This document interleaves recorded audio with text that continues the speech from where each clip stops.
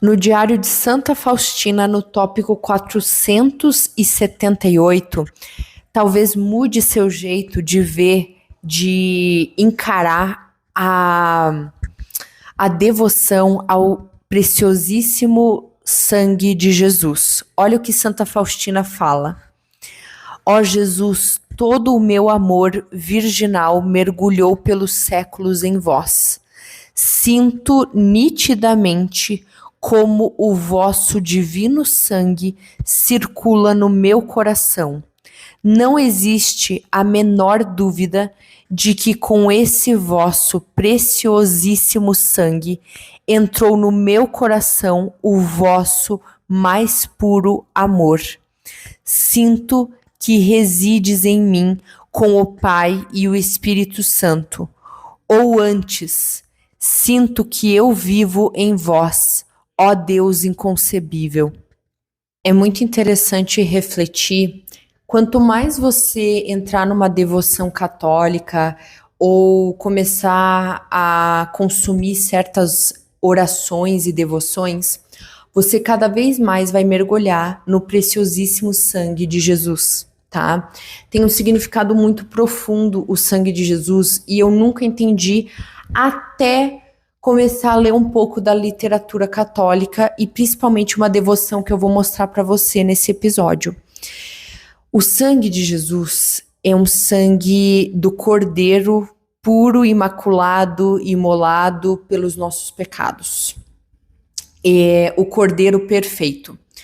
Durante o Antigo Testamento havia o hábito de se sacrificar um cordeiro, um novilho, sem pecado algum, né? Um animal que não teria maldade, para pagar os nossos pecados, as nossas faltas, a nossa maldade. E então é extremamente filosófico, poético, Deus Filho ser esse cordeiro. É uma realidade triste, mas ao mesmo tempo, quanto mais você estudar a Bíblia e a nossa devoção, mais tudo faz sentido. Para pagar todos os crimes, os pecados, as iniquidades da humanidade inteira, no passado, presente e futuro, das gerações que existiram, que existem e ainda virão, nós tivemos o sangue não de qualquer cordeiro, mas o sangue de Deus. Então, ele paga todas as dívidas. Porém, nós somos sempre convidados a escolher ter essa quitação da dívida. Como assim? A pessoa é livre para não querer o sacrifício de Jesus, para não aceitar Jesus como Salvador ou aceitar. E existe uma oração de Santa Gertrudes que foi Jesus, o próprio Jesus ensinou a Santa Gertrudes para salvar as almas do purgatório. Salvar, tirar o quanto antes do purgatório, entendam. E é uma oração poderosíssima. E desde que eu comecei a rezar, pelo menos uma vez por dia, eu comecei a entender a importância do sangue de Jesus na teologia e na humanidade. A oração que Jesus ensinou a Santa Gertrudes é para tirar as almas do purgatório e levá-las ao céu o quanto antes, dentro da vontade de Deus. E ele disse que poderia tirar até 1000 almas toda vez que fosse recitada essa oração. E é uma oração de 30 segundos. A oração é a seguinte: Eterno Pai, eu vos ofereço o preciosíssimo sangue de vosso divino Filho Jesus, em união com todas as missas que hoje são celebradas em todo o mundo, por todas as santas almas do purgatório, pelos pecadores de todos os lugares, pelos pecadores da Igreja Universal, pelos da minha casa e meus vizinhos. Amém. É um ato de extrema caridade fazer a oração pelas almas do purgatório. E perceba que Jesus colocou muita responsabilidade no seu preciosíssimo sangue derramado na cruz, na paixão. Quando eu fui assistir, já conhecendo essa devoção, eu fui pela primeira vez assistir A Paixão de Cristo, o filme, né, dos anos 2000, assim, que é bem conhecido, que foi dirigido pelo Mel Gibson.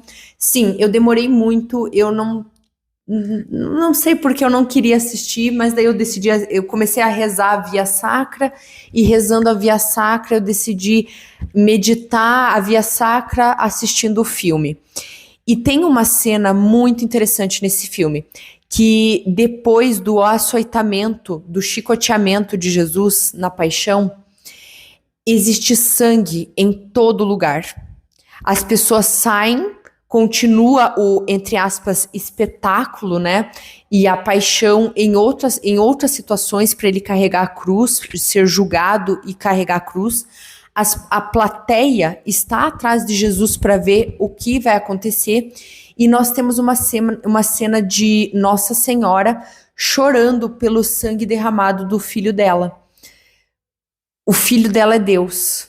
Ela tem plena consciência que aquele sangue é um sangue de um cordeiro perfeito, que não tem culpa de nada, e pior, é Deus. É Deus Filho ali.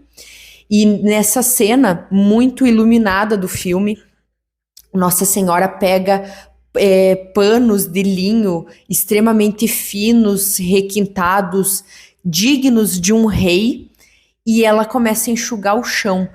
Ela não aceita que nenhuma gota do sangue de Jesus seja desperdiçada. E isso tem muito a ver com esse sacrifício de Deus. Cada gota, cada fio de cabelo de Jesus é Deus ali. É Deus. Então, é a preciosidade, um fio de cabelo de Deus não se compara a toneladas de diamantes e ouro. Imagina o seu sangue derramado no chão como se fosse coisa alguma, algo sem valor. E lá estava na cena da Paixão de Cristo, Nossa Senhora com os tecidos finos, tentando apaziguar, tentando fazer o mínimo de justiça no lugar mais triste, no cenário mais triste que já teve. Então, que este episódio nos lembre que o sangue de Jesus, ele tem uma importância que nós nunca vamos conceber. A gente nunca vai entender o tamanho do que foi a paixão, por mais que a gente entenda. Porque uma gota perdida já pagou tudo. Imagine o todo do que aconteceu naquela crucificação, que é a morte mais cruel que já existiu. E, inclusive, não é coincidência, né? Santa Teresinha do Menino Jesus sempre fala, né? Tá na História de uma Alma. Para quem reza e se entrega a Deus, não existe coincidência.